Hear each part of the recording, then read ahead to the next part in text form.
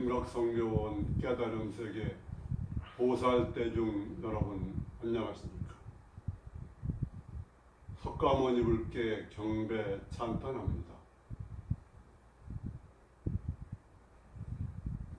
미륵전불 무량광수불. 오늘 극락성교원 깨달음 세계 제92회는 보리달마 28대 조사의 전법입니다. 보리달마는 석가모니 법을 받은 28대 조사지만은 동토, 중국 쪽으로 와서 동토에 초조가 되어가지고 그 동토 이대인 해가 스님에게 법을 전하게 됩니다. 그러면은 백은정한 스님이 쓰신 직지심체여절, 직지심경을 읽어가면서 이렇게 살펴보도록 하겠습니다. 제28조 보리달마가 바냐다라 조사에게 물었다. 저는 이미 복을 얻었는데 이제 어느 나라로 가서 불사를 하면 되겠습니까? 바냐다라尊자가 말했다. 그대가 복을 얻었다고는 하나 아직 멀리 떠나지는 말아라. 남천축에 머물렀다가 내가 열반에 든 지 67년 뒤에 중국으로 가서 큰 법의 모약을 내놓고 곧바로 상근기들만을 교화하라. 해가 너무 빨리 떠나서 순식간에 쇠락하는 일이 없도록 하라. 그대가 교화할 지방에서는 깨달음을 얻을 사람이 해를 썼을 정도로 많을 것이다. 그 후에 보리달마 전하는 돌아가신 바냐도라尊자의 탑에 가서 하직 인사를 올리고 도원과 또 조카인 왕궁내로 가서 왕과 다 이별을 하고 19년 후에 다시 돌아오겠다, 그렇게 얘기를 했습니다. 그래서 그 조카인 왕은 큰 배를 마련해 가지고 온갖 보물을 가득 채워주고 신하를 보내리고 바닷가에 가서 전송을 했습니다. 그래서 보리달마는 그 배를 타고 3년간 그 남쪽 바다를 항해해서 중국 남해에 도착했으니 양나라 무제 때였다. 그때 광주의 자사인 소양이 예를 갖추어서 보리달마 대사를 영접하고 양무제에게 보고하니까 무제는 그 보고를 받고 사자를 보내서 보리달마를 맞아들였고, 그래서 보리달마 대사께서는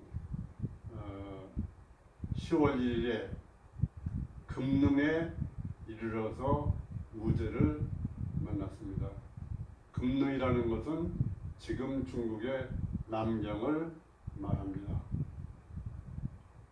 그때 양무제가 묻습니다.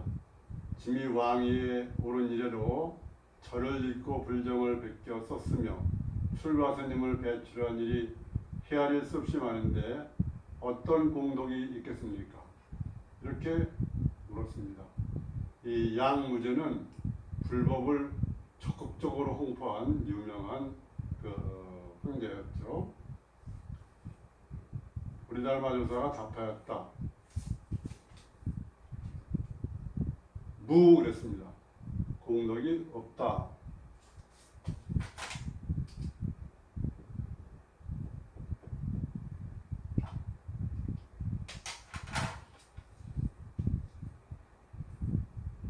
무제가 물었습니다. 어째서 아무런 공덕이 없다고 말하는 것입니까?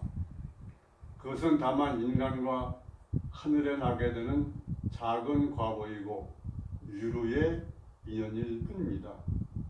물새는 틈이 있는 항아리와 같다 이런 얘기죠. 마치 그림자가 형상을 따르는 것과 같아서 비록 있는 것 같아도 진실한 것이 아닙니다. 그렇다면 도대체 무엇이 진실한 공덕입니까?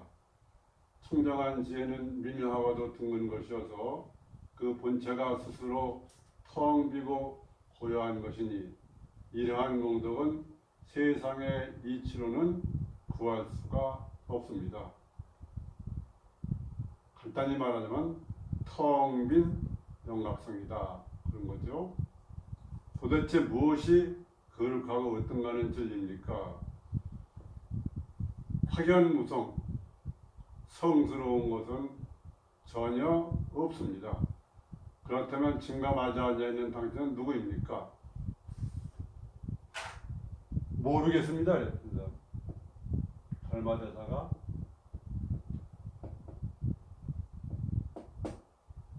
불식 모르겠습니다.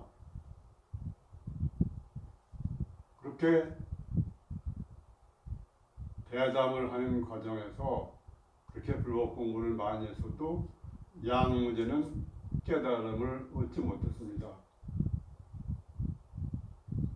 그래서 달마대사는 시절 인연이 아직 무르익지 않은 것을 알고 갈대배를 타고 강을 건너서 윗나라로 갔습니다.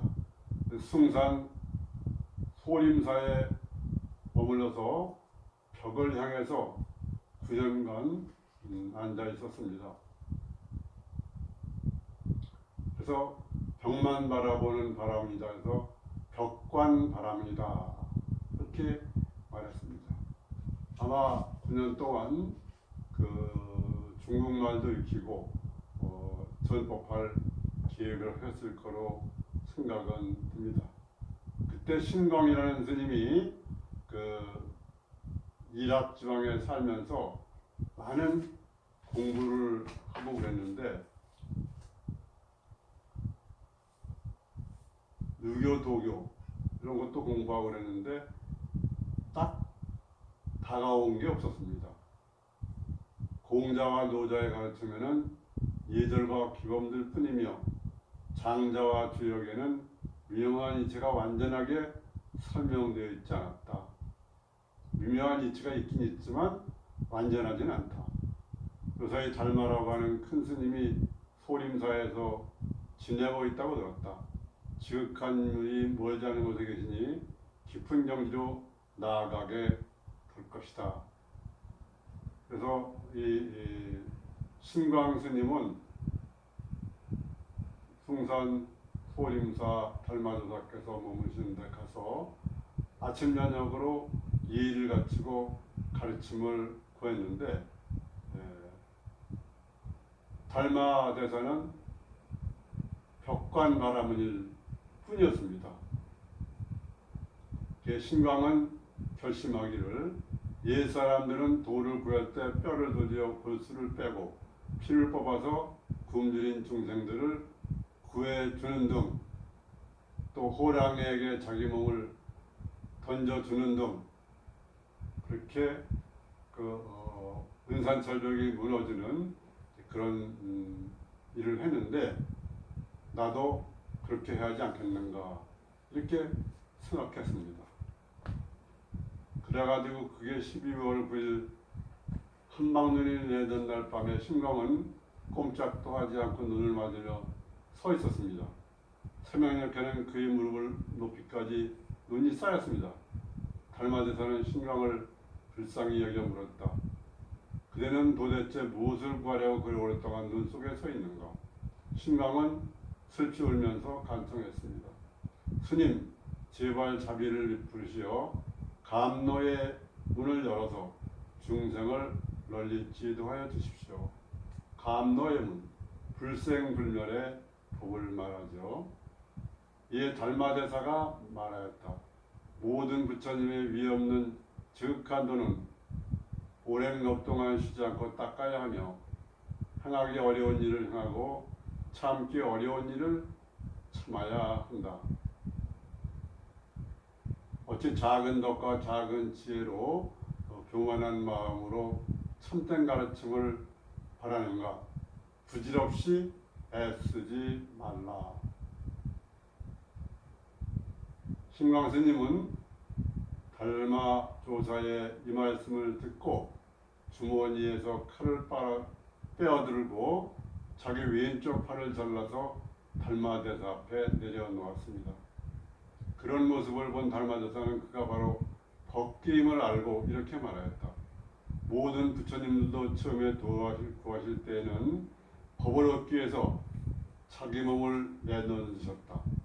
그대가 이제 내 앞에서 팔을 자르면서까지 도를 구하니 구할만 하구나, 이렇게 인정을 했습니다. 그리고 조사는 지난 2년에 따라서 이름을 해가라고 그렇게 바꿔줬습니다. 신광이 말했다. 모든 부처님의 법인을 들려주시겠습니까? 보리달마가 대답했다. 모든 부처님의 법인은 사람으로부터 듣는 것이 아니다. 제 마음이 아직 편안하지 않습니다. 스님께서 저를 편안하게 해주십시오. 마음을 가져오면 내가 그대의 마음을 편하게 해주겠다. 아무리 찾아도 마음을 찾을 수가 없습니다. 보리달마 조사는 말하였다. 그대의 마음을 편안하게 해주었다. 마음이 있어서 불편하고 그런 걸로 알았는데 마음 자체가 없으니까 마음이 편안하게 될 수밖에 없죠.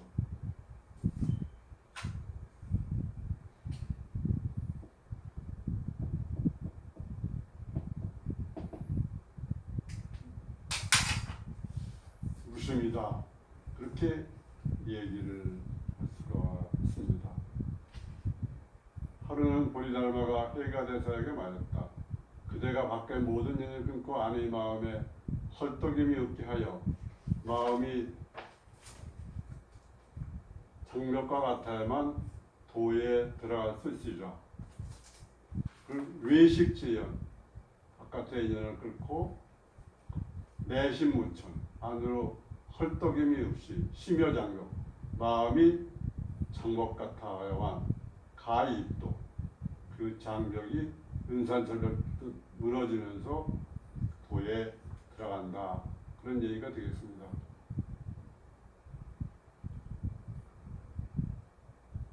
그러니까는 그동안에도 여러 가지 공부했지만 잘 안 되다가 어느 날 호련히 그 이치를 깨닫고서 이렇게 말하였다. 전하님이 모든 년이 다 그쳤습니다. 보리달마가 물었다. 그대는 어떠한가?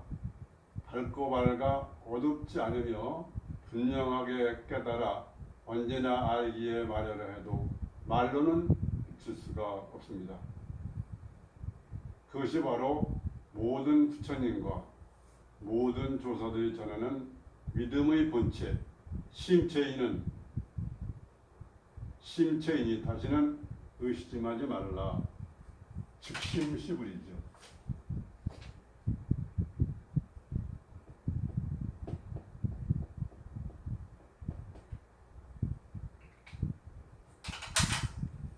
상식적으로는 잘 이해가 안 갈 수 있지만 마음이 곧 무심이다.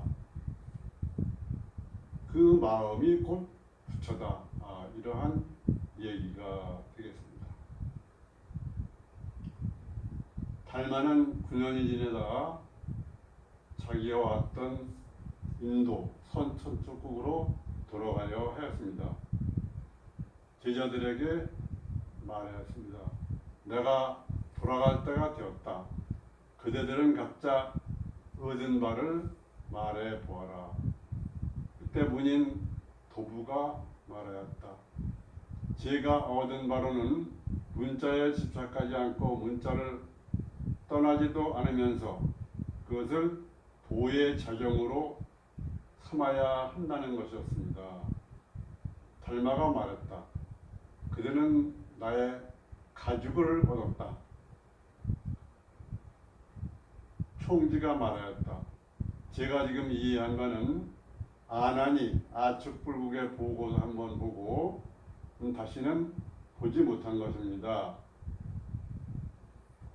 달마가 말했다. 그대는 나의 살을 얻었다.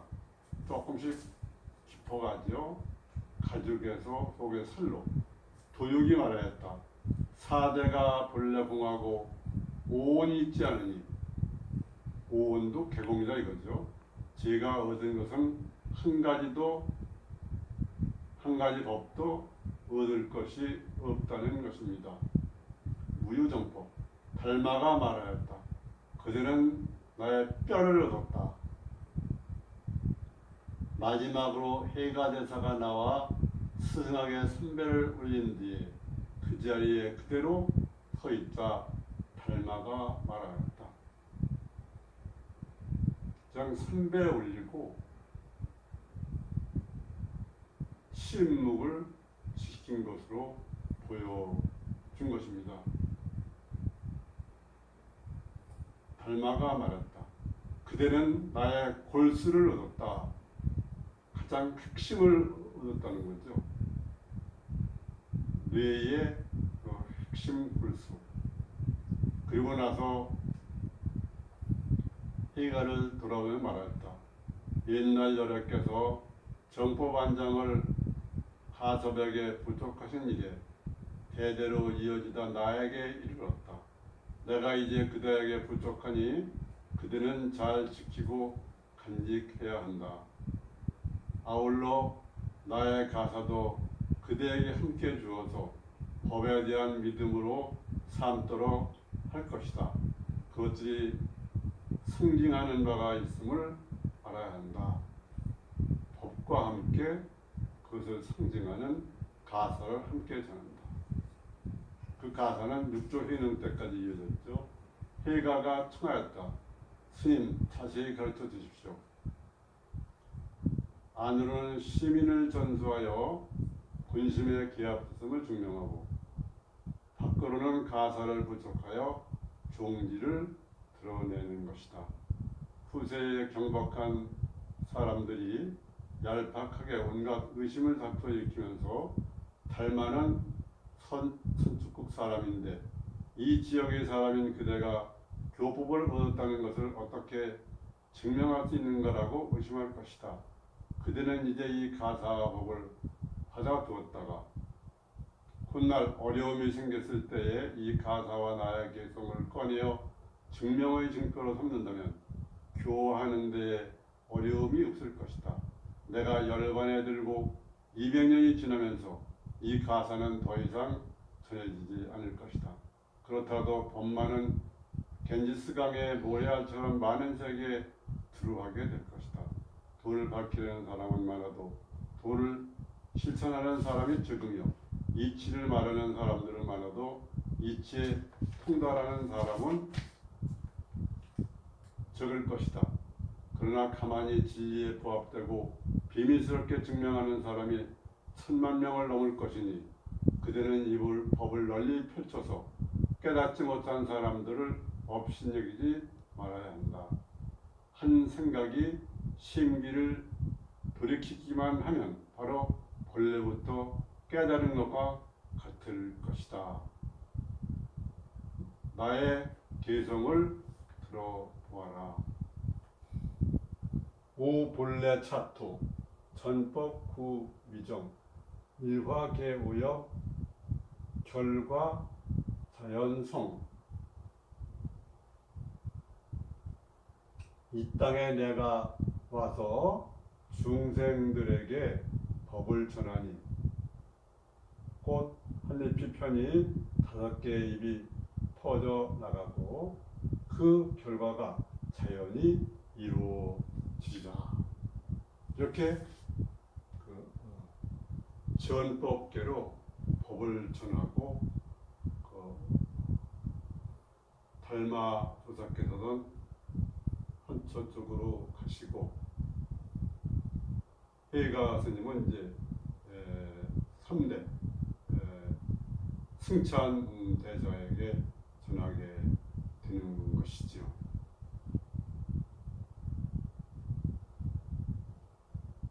이것뿐입니다. 지금 여기 이것뿐입니다. 지금 여기 깨어 있을 뿐입니다. 깨달음은 깨닫는 마음과 같다. 그렇게 얘기할 수가 있습니다. 백락성교원 깨달음 세계 보살 때 등 여러분 직견자심하고 자심반조하셔서 도노자심하고 십바라밀로 성불 제중하시기를 바라겠습니다.